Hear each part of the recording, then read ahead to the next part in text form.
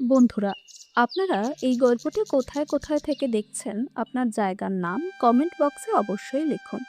শহরের ধনীদের এলাকা সিভিল লাইন্সে একটি জাঁকজমকপূর্ণ বাড়ি ছিল, মহেশ ভিলা। বাইরে থেকে দেখলে এই বাড়িটিকে কোনো স্বর্গের থেকে কম মনে হতো না। উঁচু দেয়াল, বড় লোহার গেট, আর গেটে লেখা কুকুর থেকে সাবধান। কিন্তু কি পরিহাস দেখুন, এই বাড়ির ভেতরে মানুষ নয়, বরং মানুষের চামড়া পরা নেকড়েরা বাস করত। আর বাইরে যে কুকুর থেকে সাবধান থাকার সতর্কবার্তা লেখা ছিল, সেই বাড়ির বৃদ্ধা মায়ের অবস্থা সেই কুকুরের চেয়েও খারাপ ছিল। দুপুর 2টো বাজছিল। জুন মাসের প্রচন্ড গরম ছিল। আকাশ থেকে যেন আগুন ঝরছিল। বাড়ির পেছনের দিকে, যেখানে বাড়ির আবর্জনা ফেলা হতো এবং যেখানে একটি পুরনো ভাঙা খাট পড়েছিল, সেখানে 65 বছরের কল্যাণী দেবী বসেছিলেন। তার শরীরে একটি ময়লা মলিন শাড়ি ছিল, যেটিতে এত তালি দেওয়া ছিল যে আসল কাপড় খুঁজে পাওয়া কঠিন ছিল। তার চুল ছিল এলোমেলো এবং মুখ ছিল বলিরেখায় ভরা। কিন্তু সেই বলিরেখায় শুধু বার্ধক্য নয়, ছিল ক্ষুধা আর অপমানের দাগ। স্যাঁতস্যাঁতে ঘরে কল্যাণী দেবী কাতরাচ্ছিলেন। তার পুরো রাত মশা আর ইঁদুরের মধ্যে কেটেছিল। শরীরে এতটুকু শক্তি ছিল না যে তিনি উঠে দাঁড়াতে পারবেন, কারণ গত 48 ঘন্টা ধরে খাবারের নামে তিনি শুধু গালিগালাজি পেয়েছিলেন। তার গলা তৃষ্ণায় ফেটে যাচ্ছিল, ঠোঁট শুকিয়ে খসখসে হয়ে গিয়েছিল। ঠিক তখনই বাড়ির ভেতর থেকে একটা তীক্ষ্ণ আওয়াজ এলো, যা কল্যাণী দেবীর মেরুদণ্ডে কাঁপন ধরিয়ে দিল। আরে, ওই বুড়িটা মরে গেল নাকি? এখনো লাশের মতো পড়ে আছে। এটা ছিল তার পুত্রবধূ রূপার গলা। কল্যাণী দেবী তাড়াহুড়ো করে উঠলেন। তিনি জানতেন এক্ষুনি না গেলে আজ তার খবর আছে। তিনি টলমলে পায়ে দেয়ালে ভর দিতে দিতে ভেতরের ঘরে পৌঁছলেন। রূপা ড্রেসিং টেবিলের সামনে বসে মেকআপ করছিল। বিছানায় একটি দামি বেনারসি সিল্ক শাড়ি রাখা ছিল, যেটা তাকে আজ দুপুরের পার্টিতে পরতে হবে। রূপা আয়নায় কল্যাণীর ছায়া দেখে পেছনে না ফিরেই হুকুম করলো, কি দেখছিস অলক্ষী? আমার এই শাড়িটা ইস্ত্রি করে দে। আর শোন, সাবধান, একটাও ভাঁজ থাকলে কিন্তু 20,000 টাকার শাড়ি, তোর বাপের লুঙ্গি নয়। কল্যাণী দেবী কাঁপতে কাঁপতে বললেন, বৌমা, আমার হাতে অনেক কাঁপুনি হচ্ছে, মাথা ঘুরছে। মা, আগে একটু জল দাও, তারপর আমি করে দেব। রূপা ঝটকা দিয়ে ঘুরল। তার চোখে যেন শয়তান নেমে এলো। জল? তোর জল চাই? কাজ চোর কোথাকার! আগে কাজ কর, তারপর জল পাবি। 5 মিনিটের মধ্যে এই শাড়ি ইস্ত্রি না হলে আজ জল তো দূরের কথা, নিজের থুতু দিয়েই তৃষ্ণা মেটাতে হবে। ইস্ত্রি তোল। কল্যাণী দেবীর কাছে কোনো উপায় ছিল না। তিনি ভারী লোহার ইস্ত্রির প্লাগ লাগালেন। ইস্ত্রি গরম হতে লাগলো। কল্যাণী দেবীর চোখ ঝাপসা হয়ে আসছিল। দুর্বলতা এতটাই ছিল যে দাঁড়িয়ে থাকতেই পারছিলেন না। তিনি শাড়িটা ইস্ত্রি করার টেবিলে বিছালেন। যখনই তিনি ভারী গরম ইস্ত্রি তুললেন, তার হাত কাঁপতে লাগলো। তার দৃষ্টি ঝাপসা হলো। আর একটা মুহূর্তের জন্য তার মাথা ঘুরে গেল। তার ভারসাম্য বিগড়ে গেল এবং গরম ইস্ত্রি শাড়ির আঁচলের উপর পড়ে গেল। মাত্র 2 সেকেন্ড, মাত্র 2 সেকেন্ডের জন্য ইস্ত্রি কাপড়ের উপর থেমেছিল। হালকা ধোঁয়া উঠল এবং পোড়ার গন্ধ এলো। রূপা যে ফোনে কথা বলছিল, পোড়ার গন্ধ পেতেই চিৎকার করে উঠল, হায়, আমার শাড়ি!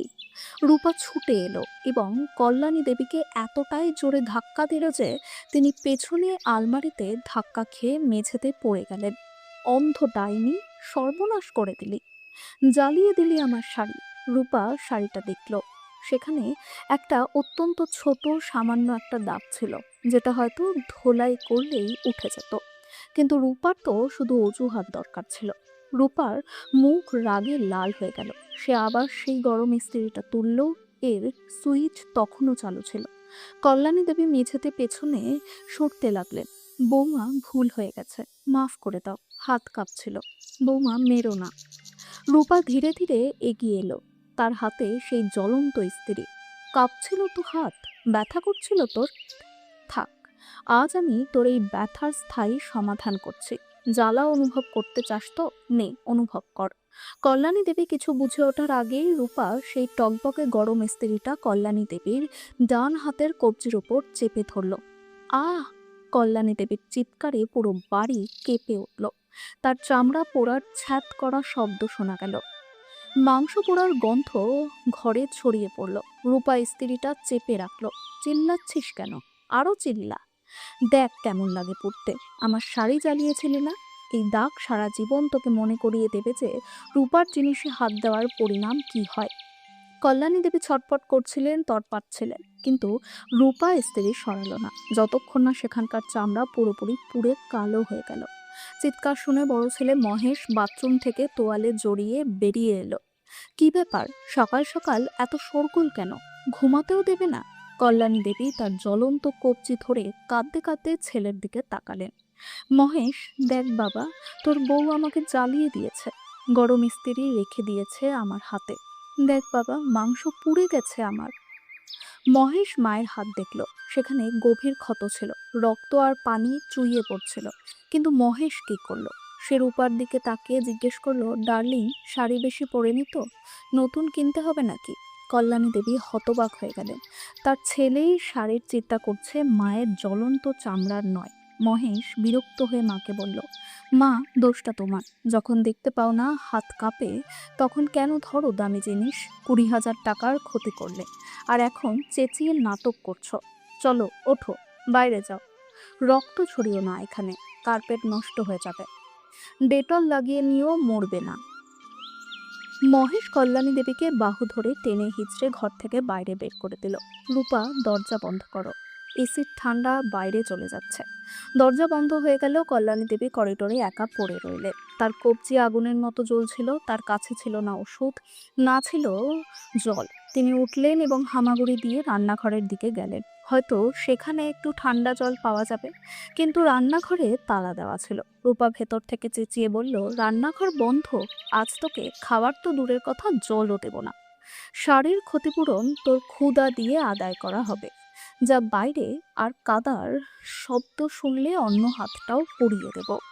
কল্যাণী দেবী সেখান থেকে উঠে ধীরে ধীরে বাড়ির পিছন দিকে সেই আবর্জনার পাশে চলে গেলেন। পাশে পড়ে থাকা ফুলের টবের ভেজা মাটি তুলে তার জ্বলন্ত ঘায়ের ওপর লাগিয়ে দিলেন। মাটির ঠান্ডায় একটু স্বস্তি পেলেন, কিন্তু বুকের জ্বালা কে মেটাবে? তিনি আকাশের দিকে তাকিয়ে কাঁদতে লাগলেন। হে ভগবান, এ কেমন বার্ধক্য দিলে তুমি? যে ছেলেকে বুকে জড়িয়ে মানুষ করলাম, সে আজ আমার চিৎকার শুনেও কানে দিল না। যদি আমার সূর্য থাকতো, যদি আমার ছোট ছেলে বেঁচে থাকতো, তাহলে কি সে তার মাকে এভাবে পুড়তে দিত? তিনি জানতেন না যে তার এই প্রশ্ন, তার এই চোখের জল আর তার এই পোড়া হাত অচিরেই সেই সূর্যকে ফিরিয়ে আনতে চলেছে, যে তার জীবনের অন্ধকার চিরতরে মুছে দেবে। ক্ষুধা আর অসাতে আরেকটি দিন কেটে গেল। পরের দিন লোহার দরজা ক্যাচ করে একটা শব্দে খুলল।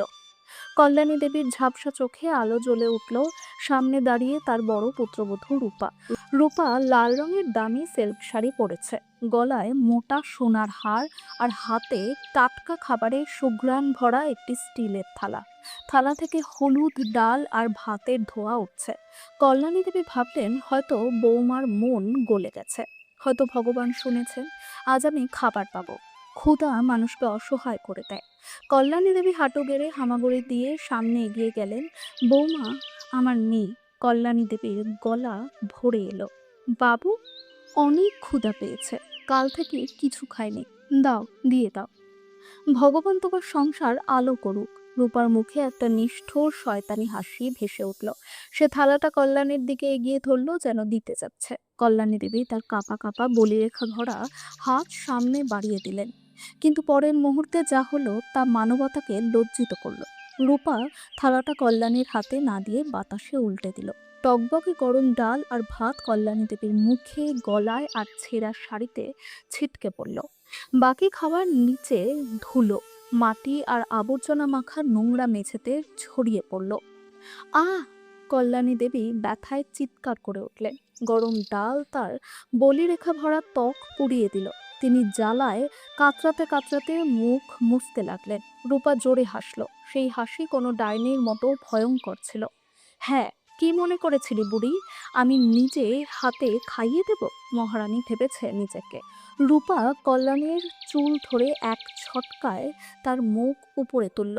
তোর আসল মূল্য এই বাড়ির নালার পোকার চেয়েও কম। আমি তোকে কাল রাতে স্পষ্ট বলে দিয়েছিলাম, আমার কিটি পার্টির ধনী বন্ধুদের সামনে তোর অলক্ষীর মুখ দেখাবি না। তাও তুই জল চাইতে চলে গেলি? আমার বান্ধবীরা জিজ্ঞেস করছিল ওই নোংরা মহিলাটা কে। আমার নাক কাটলি তুই। রূপার রাগ শান্ত হলো না। সে তার উঁচু হিলের স্যান্ডেল তুলে মেঝেতে পড়ে থাকা ভাত আর ডাল মারাতে লাগলো। পরিষ্কার খাবারকে ধুলো আর কাদায় মিশিয়ে দিল। নে, এখন এটা খা। রূপা চেঁচালো। কল্যাণী দেবী কাঁদতে কাঁদতে বললেন, বৌমা, এটা তো মাটি হয়ে গেছে, এটা কিভাবে খাবো? রূপা কল্যাণী দেবীর মাথায় একটা লাথি দিল। এখন ক্ষুধা লাগলে এই মেঝেতে পড়া খাবার চেটে খা। নিজের জিহবা দিয়ে চেটে খা। এটাই তোর শাস্তি। আর সাবধান, এক দানাও ফেলিস না। আজ তোকে মানুষের মতো না, জানোয়ারের মতো খেতে হবে। আজ তোকে বুঝতে হবে আমার কথা না মানার পরিণাম কি। কল্যাণী দেবী ফুপিয়ে কাঁদছিলেন। তার আত্মা চিৎকার করছিল। যে বাড়ির তিনি মালকিন ছিলেন, যে বাড়ির ভিত তিনি রেখেছিলেন, আজ সেই বাড়ির ধুলো চাটতে বাধ্য হচ্ছিলেন। কিন্তু পেটের আগুন সম্মানের চেয়ে বড়। তিনি ক্ষুধায় মৃত্যুর দ্বার প্রান্তে ছিলেন। কাপা হাতে তিনি মাটিতে মাখা ভাতের দানা তুলতে লাগলেন। তার চোখের গরম অশ্রু সেই ঠান্ডা ডালে মিশছিল। তিনি ভাত খাচ্ছিলেন না। ঠিক তখন পেছনের বারান্দায় পায়ের আওয়াজ হলো। কল্যাণী দেবী মাথা তুললেন। সেখানে তার বড় ছেলে মহেশ দাঁড়িয়ে, নতুন কুর্তা পাজামা পরা, হাতে দামি ফোন। কল্যাণী দেবীর চোখে শেষ একটু আশার আলো জ্বলে উঠল। ছেলে তো মায়ের ব্যথা বুঝবে। কল্যাণী দেবী ডাল মাখা হাত দুটো ছেলের দিকে বাড়িয়ে দিলেন। মহেশ, দেখ বাবা, তোর বউ কি করছে। আমি তোর মা। মহেশ, আমাকে মেঝে থেকে খেতে হচ্ছে। আমাকে বাঁচা। আমাকে এই ডাইনির হাত থেকে বাঁচা। মহেশ তার মায়ের অবস্থা দেখল। মুখে ডাল লাগানো, কাপড় নোংরা, কাদায় বসে আছেন। মহেশ নাকে রুমাল দিল, যেন নিজের মায়ের কাছ থেকেই দুর্গন্ধ আসছে। তার মুখে দয়া নেই, ঘৃণা আছে। মহেশ বিরক্ত হয়ে বলল, উফ মা, তুমি আবার শুরু করলে? কত নাটক করো তুমি। রূপা যা দিয়েছে চুপচাপ খেয়ে নাও। কেন বাড়ির পরিবেশ নষ্ট করছো? কিন্তু বাবা, এটা তো মাটি মাখা খাবার। কল্যাণী দেবী ফুপিয়ে বললেন, তো কি হয়েছে? মহেশ নির্দয়ভাবে বলল, এমনিতেই তুমি বাড়ির কোনো কাজ করো না, বিনা পরিশ্রমে খাচ্ছ। রূপা যদি মাটিতে দিয়েছে তাহলে মাটি থেকেই খাও। এতে কোনো সম্মান কমে যাবে তোমার? আর হ্যাঁ, তাড়াতাড়ি খেয়ে নাও। আমার বন্ধুরা আসার আগে এই পেছনের অংশ পরিষ্কার চাই। তোমার জন্য আমার বাড়ির মান নষ্ট হচ্ছে। মহেশ ঘুরে চলে গেল।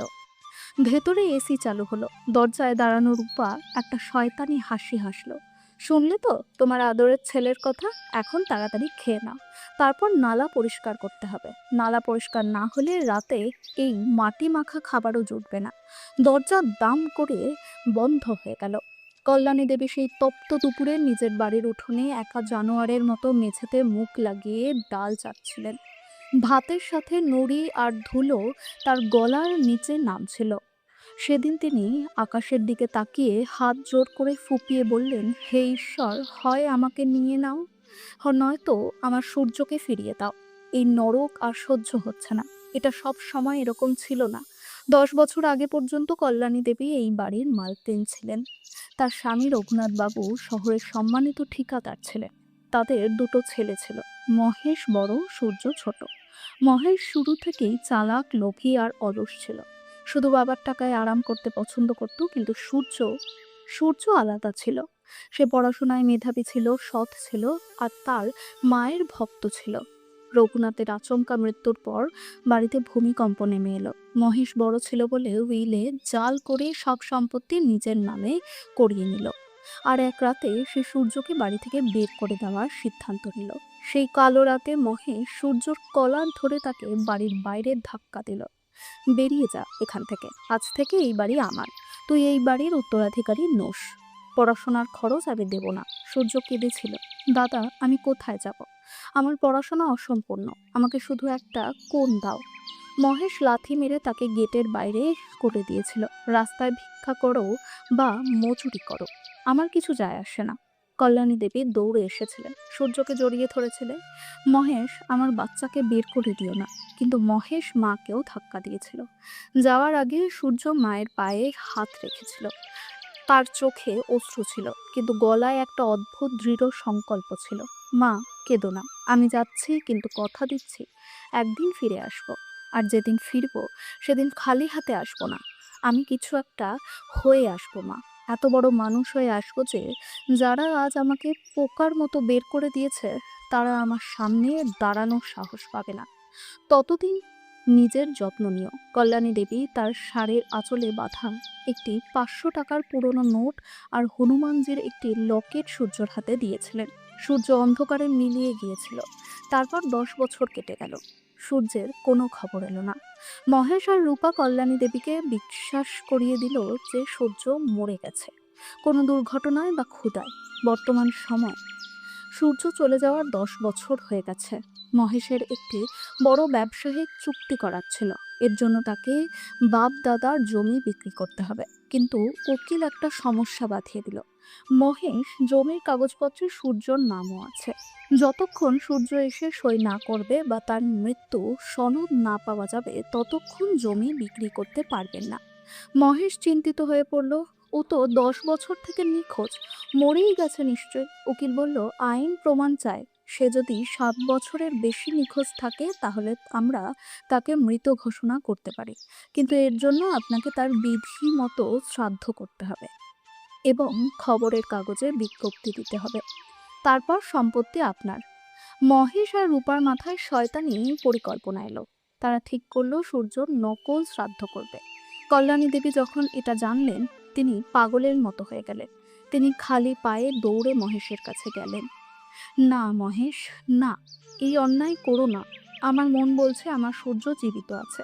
জীবিত ছেলে শ্রাদ্ধ করো না, ভগবান তোকে ক্ষমা করবেন না।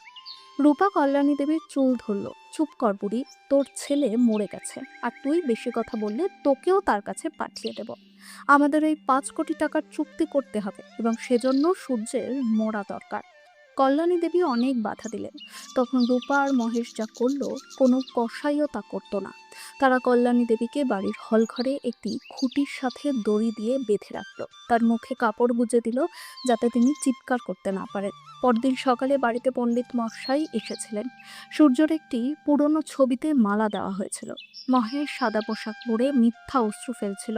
রূপা অতিথিদের বলছিল, বেচারা আমার দেওর কোথায় কিভাবে মরে পড়ে রইল জানি না, আমরা তার আত্মার শান্তি চাই। কল্যাণী দেবী হলঘরের কোণে খুঁটিতে বাঁধা ছিলেন। তার চোখ থেকে অশ্রুর বন্যা বইছিল। তিনি ছটফট করছিলেন, চেঁচাতে চাইছিলেন, আমার ছেলে জীবিত। কিন্তু তার মুখে বাঁধা কাপড় তার কণ্ঠ চেপে ধরছিল। পণ্ডিত মশাই বললেন, যজমান, এখন শেষ রীতির সময় হয়েছে। পিণ্ডদান করুন এবং বলুন, হে সূর্য, তোমার আত্মা মুক্তি পাক। মহেশ হাতে চাল আর তিল নিল। সে মন্ত্র পড়তেই যাবে, ঠিক তখন বাড়ির বাইরে এমন একটা আওয়াজ ঘুরঘুর করে উঠল যা আগুনের শিখাকেও ভয় পাইয়ে দিল। সাইরেনের তীব্র শব্দ আসছিল। একটা নয়, দুটো নয়, একটানা অনেকগুলো গাড়ির সাইরেনের শব্দ, সাথে ভারী টায়ারের থামার শব্দ। পণ্ডিত মশাইয়ের হাত থেমে গেল। অতিথিরা জানালার দিকে ছুটল। আরে, এটা কি হচ্ছে? এত পুলিশ! আর মহেশ আর রূপা ঘাবড়ে গেল। পুলিশ? কি? কেউ আমাদের পরিকল্পনার কথা জেনে গেল? মহেশ গেটের দিকে দৌড়ালো। বাইরের দৃশ্য দেখে তার চোখ কপালে উঠে গেল। বাড়ির বাইরে ১০টি পুলিশের জিপ, একটি দাঙ্গা প্রতিরোধকারী বজ্র যান, আর মাঝে একটি ঝকঝকে কালো অ্যাম্বাসাডার গাড়ি দাঁড়িয়ে। সেই কালো গাড়ির উপর লাল বাতি ছিল না, কারণ এখন নিয়ম পাল্টেছে। কিন্তু সামনের বনেটে বড় বড় সোনালী অক্ষরে লেখা ছিল জেলা শাসক। গাড়িগুলো থেকে ডজন ডজন অস্ত্রধারী পুলিশ নেমে বাড়ির চারিদিক ঘিরে ফেলল। পুরো মহল্লার মানুষ ছাদে উঠে গেল। স্যার, কি ব্যাপার? মহেশ কাঁপতে কাঁপতে একজন ইন্সপেক্টরকে জিজ্ঞেস করলো। আমরা তো শুধু একটা ছোট পুজো পাঠ করছিলাম। ইন্সপেক্টর মহেশকে ধাক্কা দিয়ে একপাশে সরিয়ে দিল। কালো গাড়ির ড্রাইভার নামলো এবং পেছনের দরজা খুলল। একটা কালো ঝকঝকে বুট মাটিতে পড়ল। তারপর গাড়ি থেকে একজন তরুণ নামলো। ৬ ফুট উচ্চতা, সুগঠিত শরীর, চোখে কালো চশমা আর খাদির করা স্যুট। তার পেছনে ৪ জন ব্ল্যাক কমান্ডো বন্দুক নিয়ে দাঁড়িয়ে গেল। মহেশ তরুণটিকে চিনতে পারল না। ১০ বছরের সেই ছেলেটি এখন একটি মানুষ এবং একটি পাথর হয়ে উঠেছিল। তরুণটি একটুও কথা বলল না। সে তার আঙ্গুল দিয়ে কালো চশমাটা একটু নামালো এবং বাড়ির নেম প্লেট দেখল। মহেশ ভিলা। তার মুখে একটা কঠোর ভয়ঙ্কর হাসি এলো। সে সরাসরি বাড়ির ভেতরে ঢুকলো। পুলিশ তার জন্য পথ করে দিচ্ছিল। সরুন, সাহেব আসছেন। তরুণ হল ঘরে প্রবেশ করলো। সেখানে হবনকুণ্ড জ্বলছিল এবং সূর্যর ছবিতে মালা ঝুলছিল। তরুণ সেই ছবিটা দেখলো, তারপর মহেশকে। তারপর তার দৃষ্টি কোণে গেল, যেখানে কল্যাণী দেবী খুঁটিতে বাঁধা ছিলেন। কল্যাণী দেবীর অবস্থা দেখে সেই অফিসারের হৃদয় গলে গেল। তিনি চশমা খুলে ছুঁড়ে ফেললেন। তার চোখে অশ্রু এলো। মা! তার গলায় এত কষ্ট ছিল যে সেখানে দাঁড়ানো প্রতিটি মানুষের বুক কেঁপে উঠল। তরুণকে দৌড়ালো, কারো জন্য অপেক্ষা করলো না। নিজের হাতে মায়ের মুখের কাপড় টেনে ছিঁড়ে ফেলল, চাকু চেয়ে দড়ি কাটল। কল্যাণী দেবী নিচে পড়ে গেলেন। তার শরীর শক্ত হয়ে গিয়েছিল। তিনি ঝাপসা চোখে সেই তরুণকে দেখলেন। কে? কে তুই বাবা? পুলিশ কেন এসেছে?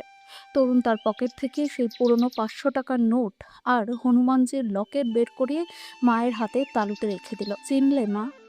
এই সেই 500 টাকা যা তুমি সেই কালো রাতে আমাকে দিয়েছিলে। আমি তোমার সূর্য মা। তোমার ছেলে ফিরে এসেছে। কল্যাণী দেবীর চিৎকার বেরিয়ে গেল। সূর্য, আমার ছেলে, তুই জীবিত? তিনি ছেলের মুখ কাপা হাতে ছুঁয়ে দেখলেন। তুই এলি? দেখ, এরা তোর শ্রাদ্ধ করছিল। সূর্য মাকে জড়িয়ে ধরল। হ্যাঁ মা, আমি এসেছি। আর দেখো, আমি কথা দিয়েছিলাম না যে কিছু হয়ে আসবো। আজ আমি খালি হাতে আসিনি। আজ তোমার ছেলে এই পুরো জেলার কালেক্টর হয়ে এসেছে। এখন দেখি কে তোমাকে ঠকায়। এটা শুনে হলঘরে পিন পতন নীরবতা নামল। শুধু হবনকুণ্ডের কাঠ চিটচিট করে জ্বলার শব্দ আসছিল। মহেশ আর রূপার মুখ থেকে রক্ত উধাও হয়ে গেল। তাদের মুখ হা হয়ে থাকলো। কালেক্টর, এই শব্দটা তাদের কানে যেন একটা বোমার মতো ফাটলো। রূপার মাথা ঘুরতে লাগলো। সে দেওয়ালের সহায়তা নিল। যে দেওরকে তারা মৃত ঘোষণা করে সম্পত্তি হাতিয়ে নিতে চেয়েছিল, সেই দেওর আজ জেলার রাজা হয়ে তাদের সামনে দাঁড়িয়ে। তার পোশাকের দাপট আর পেছনে দাঁড়ানো পুলিশ বাহিনী তাদের আত্মাকে জমিয়ে দিয়েছিল। সূর্য তখনও কিছু বলেনি। সে ধীরে ধীরে তার কালো চশমাটা পকেটে রেখে তার মা কল্যাণী দেবীর দিকে এগিয়ে গেল। তার দৃষ্টি মায়ের শরীরের প্রতিটা ঘা স্ক্যান করলো। সেই কবজি যেখানে দড়ির গভীর দাগ পড়েছে, সেই গাল যেখানে গরম ডাল পড়ে ফোসকা পড়েছে, সেই ছেঁড়া শাড়ি যেখান থেকে পাঁজর দেখা যাচ্ছে, আর কোণে পড়ে থাকা সেই কুকুরের থালা যেখানে বাসি রুটির টুকরো পড়েছিল। সূর্যের মুষ্টি শক্ত হয়ে গেল। তার কপালের রগ ফুলে উঠল। তার চোখে এখন অশ্রু নয়, একটা জ্বালামুখী দাউ দাউ করছিল। এখন সে একটা ছেলে নয়, এখন সে প্রশাসন, যে তার সবচেয়ে নিষ্ঠুর রূপে ন্যায় বিচার করতে এসেছে। সূর্য হঠাৎ ঘুরল। তার গলায় এত শক্তি ছিল যে বাড়ির জানালার কাজ পর্যন্ত কাঁপল। ইন্সপেক্টর মহেশের পা কেঁপে যাচ্ছিল। সে ভাবছিল হয়তো ভাইকে কাতর আবেদন করলে বাঁচতে পারবে। সে হাঁটু গেড়ে হামাগুড়ি দিয়ে সূর্যর দিকে এগোলো। ছোটু, দেখ, তুই তো আমার আপন ভাই, রক্তের সম্পর্ক আমাদের। তুই ভুল বুঝছিস। আমরা তো আমরা তো শুধু মায়ের সেবাই করছিলাম। মায়ের মানসিক অবস্থা ঠিক নেই। তিনি নিজেকে আঘাত করেন, এজন্যই বাধ্য হয়েছিল। আমরা তো চিকিৎসা করাচ্ছিলাম। মহেশ যখন সূর্যর পা ছুতে হাত বাড়ালো, সূর্য তার পুরো শক্তিতে মহেশের গালে একটা চড় কষিয়ে দিল। সেই চড় এত জোরালো আর ভয়ঙ্কর ছিল যে তার আওয়াজ পুরো মহল্লায় শোনা গেল। মহেশের নিচের ঠোঁট ফেটে গেল, রক্তের ধারা বেরিয়ে এলো এবং সে বাতাসে উড়ে সরাসরি আগুনের ছাইয়ের মধ্যে পড়ে গেল। সূর্য এগিয়ে গিয়ে মহেশের কলার ধরল এবং তাকে বাতাসে তুলে ফেলল। তার চোখে চোখ রেখে বলল, সেবা? এটাকে সেবা বলে? 65 বছরের বৃদ্ধা মাকে গোয়াল ঘরে গোবর আর মশার মধ্যে শুইয়ে রাখলে সেবা হয়? মাকে জানোয়ারের মতো খুঁটিতে বেঁধে রাখলে সেবা হয়? আমি বাইরে দাঁড়ানো গাড়ি থেকে সব দেখে নিয়েছি। মহেশ সূর্য তাকে ধাক্কা দিল। যে মা নিজের বুকের দুধ খাইয়ে তোকে এত বড় করলো, তুই সেই মাকে ক্ষুধায় রাখলি। লজ্জা করলো না তোর? আরে, জানোয়ারও নিজের মাকে কামড়ায় না। তুই জানোয়ারের চেয়েও খারাপ বের হলি। এখন সূর্য ধীরে ধীরে রূপার দিকে ঘুরল। রূপা থরথর করে কাঁপছিল। তার দামি মেকআপ ঘাম আর ভয়ে গলে যাচ্ছিল। সে পেছনে সরতে সরতে দেওয়ালের সাথে মিশে গেল। ওই আমি তো। রূপা তোতলাতে লাগলো। সূর্য তার কথা কানে নিল না। তার দৃষ্টি গেল আগুনের পাশে রাখা মিষ্টির থালায়, যেটা তারা সূর্য শ্রাদ্ধের পর বিতরণ করত। সূর্য সেই থালাটা তুলল, তাতে বড় বড় বেসনের লাড্ডু রাখা ছিল। সূর্য রূপার দিকে গেল, তার ছায়া রূপার উপর পড়ছিল। বৌদি, আপনি আমার শ্রাদ্ধের লাড্ডু বিতরণ করতে যাচ্ছিলেন, আমার মৃত্যু উদযাপন করছিলেন। সূর্য একটা বড় লাড্ডু তুলল এবং রূপার মুখের কাছে নিয়ে গেল। এটা খান, এখনই। রূপা কাঁদতে কাঁদতে বলল, না দেওরজি, আমাকে ক্ষমা করো, আমার ডায়াবেটিস আছে, মিষ্টি খাই না। সূর্যের চোখে রক্ত উঠে এলো। ডায়াবেটিস? আমার মাকে যখন মাটিতে পড়া খাবার চাটাচ্ছিলেন, তখন তার অসুখের কথা মনে আসেনি? তখন তার পোড়া মুখে দয়া আসেনি? সূর্য জোরপূর্বক রূপার চোয়াল ধরল এবং সেই পুরো লাড্ডু তার মুখে গুজে দিল। রূপার দম আটকে যাচ্ছিল, কিন্তু সূর্য থামল না। খান এটা, এটা মিষ্টি নয়, এটা আপনার পাপ। আজ আমি আপনাদের দুজনের জীবনের, আপনাদের অহংকারের আর আপনাদের লোভের এমন শ্রাদ্ধ করব যে দুনিয়া দেখবে আর কাঁপবে। সূর্য তার পকেট থেকে একটা সরকারি খাম বের করলো, তাতে ভারত সরকারের মোহর লাগানো ছিল। সে সেই কাগজটা বাতাসে উড়িয়ে দিল, যেন কোনো রাজার ফরমান। মিস্টার মহেশ, সূর্যের গলায় বরফের মতো ঠান্ডা ছিল। এই বাড়ি যেটাকে তুমি তোমার জায়গির মনে করে বসে আছো, এটা আসলে মায়ের নামে ছিল। তুমি জাল আঙ্গুলের ছাপ লাগিয়ে এটা হরপ করেছিলে। ম্যাজিস্ট্রেট সূর্য শর্মা তার বিশেষ ক্ষমতা বলে এই সম্পত্তি এক্ষুনি বাজেয়াপ্ত করার আদেশ দিচ্ছেন। মহেশের পায়ের নিচ থেকে মাটি সরে গেল। 5 কোটি টাকার বাড়ি মুহূর্তের মধ্যে সরকারি হয়ে গেল। সূর্য ইন্সপেক্টরের দিকে তাকালো। ইন্সপেক্টর, এদের দুজনের হাতে লোহার চুড়ি পরাও। এদের বিরুদ্ধে গার্হস্থ্য হিংসা, প্রতারণা এবং এক বৃদ্ধা মহিলাকে হত্যার চেষ্টার মামলা দায়ের করো। তারপর সূর্য ইন্সপেক্টরের কানে কিছু বলল, কিন্তু তার গলা এত জোরালো ছিল যে সেখানে দাঁড়ানো প্রতিটি প্রতিবেশী শুনতে পেল। আর হ্যাঁ ইন্সপেক্টর, থানায় নিয়ে গিয়ে এদের আপ্যায়নে কোনো কমতি রেখো না। এদের ভিআইপি ট্রিটমেন্ট দরকার নেই। এদের সেবা ঠিক সেভাবেই করো যেভাবে এরা আমার মায়ের গত 10 বছর ধরে করেছে। এদেরও হাজতের সবচেয়ে নোংরা কোণে মেঝেতে খাবার দাও। আর জল চাইলে মনে রেখো, আমার মাকে এরা নালার জল পান করতে বাধ্য করেছিল। পুলিশ এগিয়ে এলো। মহেশ আর রূপার কবজি ধরলো এবং ঝনাত করে হাতকড়া পরিয়ে দিল। সেই হাতকড়ার শব্দ ছিল তাদের অহংকার ভেঙে পড়ার শব্দ। মহেশ ফুপিয়ে ফুপিয়ে কাঁদতে লাগলো, চোখ থেকে অশ্রুর বন্যা। সে পুলিশের হাত থেকে ছাড়া পেতে চাইতে চাইতে মেঝেতে লুটিয়ে পড়ল। না স্যার, আমাকে নিয়ে যাবেন না, আমার ইজ্জত মিটে যাবে। মহেশ হামাগুড়ি দিয়ে তার মা কল্যাণী দেবীর দিকে এগোলো। নোংরা হাতে মায়ের পা জড়িয়ে ধরল। মা, ও মা, বাঁচাও আমাকে, আমি তোমার ছেলে মা, তোমার মুন্না। দুধের দোহাই মা, আমাকে জেলে যেতে দিও না, ওখানকার লোকেরা আমাকে মেরে ফেলবে। মা, কিছু বলো। ওদিকে রূপা, যে কাল পর্যন্ত মহারানী হয়ে ঘুরত, আজ ডাইনির মতো চিৎকার করছিল। তার দামি মেকআপ অশ্রুতে ধুয়ে কালো হয়ে গিয়েছিল। মা, আমার ভুল হয়ে গেছে, আমি আপনার পা দাবাবো সারা জীবন, আমি আপনার দাসী হব। প্লিজ সূর্য ভাইকে বলুন আমাকে ছেড়ে দিতে। হায়, আমি বরবাদ হয়ে গেলাম। প্রতিবেশীরা ছাদ থেকে দেখছিল আর থুতু করছিল। বড় বড় ধনী স্বাস্থ্য নিজের মাকে ক্ষুধায় মারত, দেখো পরিণাম। পুলিশ তাদের টেনে হিঁচড়ে জিপের দিকে নিয়ে যাচ্ছিল।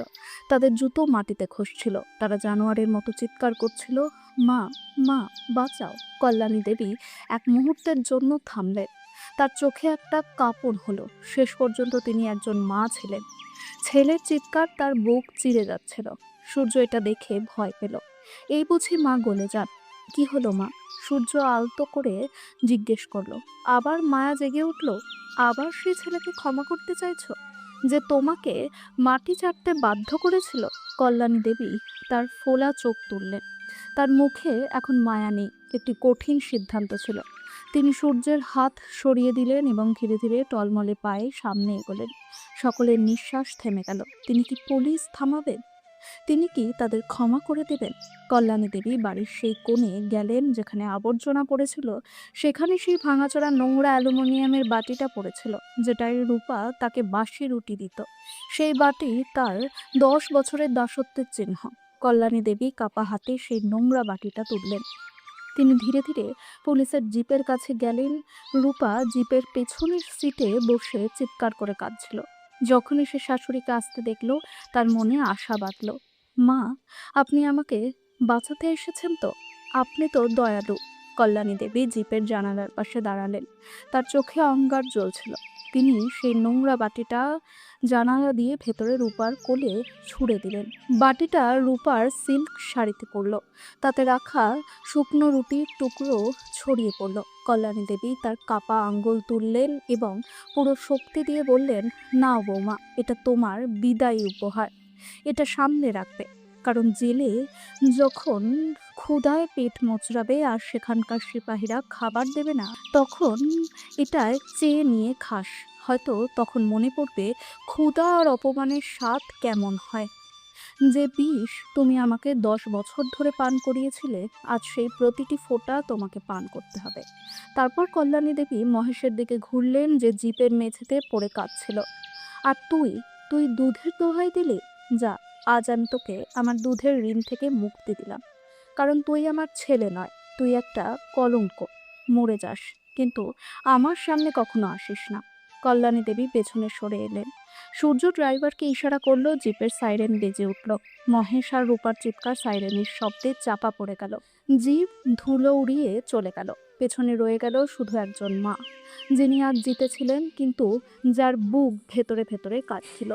সূর্য মায়ের কাঁধে হাত দিয়ে বলল, চলো মা, এই বাড়ি এখন অপবিত্র হয়ে গেছে। তুমি আমার সরকারি বাংলোতে চলো, যেখানে 10 জন ভৃত্য তোমার সেবায় দাঁড়িয়ে থাকবে, যেখানে তুমি মাটিতে নয় মখমলে ঘুমাবে। সূর্য মাকে কোলে তুলে নিল, কারণ তার পায়ে ঘা হয়েছিল, এবং নিজের কালো অ্যাম্বাসেডর গাড়ির পেছনের সিটে বসিয়ে দিল। ড্রাইভার দরজা বন্ধ করলো। সূর্য সামনের সিটে বসে ওয়্যারলেসে আদেশ দিল, রওনা হও। গাড়ি চলতে শুরু করলো। সাইরেন বাজতে লাগলো। প্রতিবেশীরা কাল পর্যন্ত কল্যাণী দেবীকে পাগল বুড়ি বলতো। আজ তারা হাত জোর করে আর মাথা নত করে কালেক্টর সাহেবের মাকে বিদায় জানাচ্ছিল। কল্যাণী দেবী গাড়ির কাছ দিয়ে পেছনে তাকালেন। সেই মহেশ ভিলা এখন ছোট দেখাচ্ছিল, আর তার ছেলে সূর্য আজ পুরো দুনিয়ার চেয়ে বড় দেখাচ্ছিল। গল্পের শিক্ষা: সময় বোবা নয়, শুধু নীরব থাকে, আর যখন সে কথা বলে তখন দুনিয়া শোনে। বন্ধুরা, আপনারা এই গল্পটি কোথা কোথা থেকে দেখছেন, আপনার জায়গার নাম কমেন্ট বক্সে অবশ্যই লিখুন। গল্পটি ভালো লাগলে ভিডিওটি লাইক করুন, শেয়ার করুন, এবং প্রথমবার আমাদের চ্যানেলে আসলে সাবস্ক্রাইব করতে ভুলবেন না, যাতে আমার আসন্ন প্রতিটি গল্পের আপডেট সবার আগে আপনার কাছে পৌঁছায়। গল্পটি সম্পূর্ণ দেখার এবং শোনার জন্য মন থেকে ধন্যবাদ।